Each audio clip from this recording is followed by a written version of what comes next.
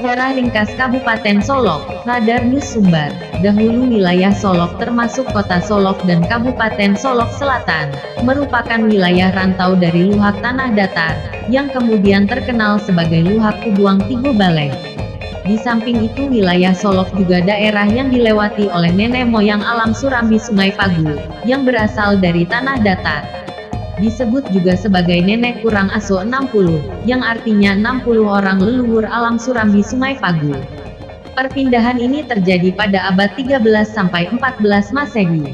Kabupaten Solok bukanlah daerah baru, karena Solok telah ada jauh sebelum undang-undang pembentukan wilayah ini dikeluarkan.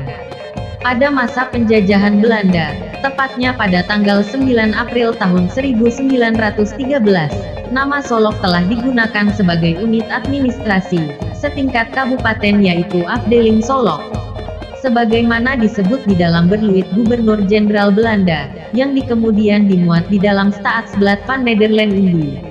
Sejak ditetapkannya nama Solok setingkat kabupaten tahun 1913, saat ini Solok tetap digunakan sebagai nama wilayah administratif pemerintahan setingkat kabupaten kota. Pada tahun 1970, ibu kota Kabupaten Solok berkembang dan ditetapkan menjadi sebuah kota madya, dengan nama Kota Solok. Berubah statusnya kota Kabupaten Solok menjadi wilayah pemerintahan baru, tidak diiringi sekaligus dengan pemindahan ibu kota ke lokasi baru. Pada tahun 1979 Kabupaten Solok baru melakukan pemindahan pusat pelayanan pemerintah dari kota Solok ke Koto Baru, Kecamatan Kubung. Namun secara yuridis ibu kota Kabupaten Solok masih tetap Solok. Dengan dikeluarkannya Undang-Undang Nomor 22 Tahun 1999 tentang pemerintahan daerah, pemerintah kabupaten kota diberikan kewenangan yang nyata, serta tanggung jawab penuh, untuk mengatur daerahnya masing-masing. Kabupaten Solok yang saat itu luasnya 7.084,2 km, memiliki kesempatan untuk melakukan penataan terhadap wilayah administrasi pemerintahannya. Penataan pertama dilakukan pada tahun 1999, dengan menjadikan wilayah kecamatan yang pada tahun 1980, ditetapkan sebanyak 13 kecamatan induk, dan ditingkatkan menjadi 14, sementara jumlah desa dan kelurahan masih tetap sama. Penataan wilayah administrasi pemerintahan berikutnya terjadi pada tahun 2001, sejalan dengan semangat Babalia Kanagari di Kabupaten Solok.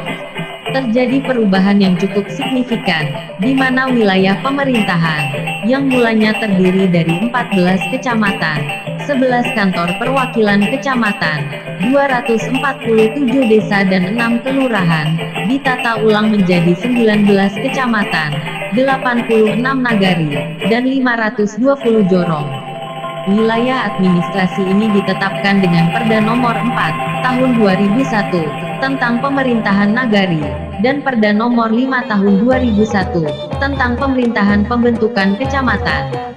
Pada akhir tahun 2003, Kabupaten Solok kembali dimekarkan menjadi 2 kabupaten, yaitu Kabupaten Solok dan Kabupaten Solok Selatan.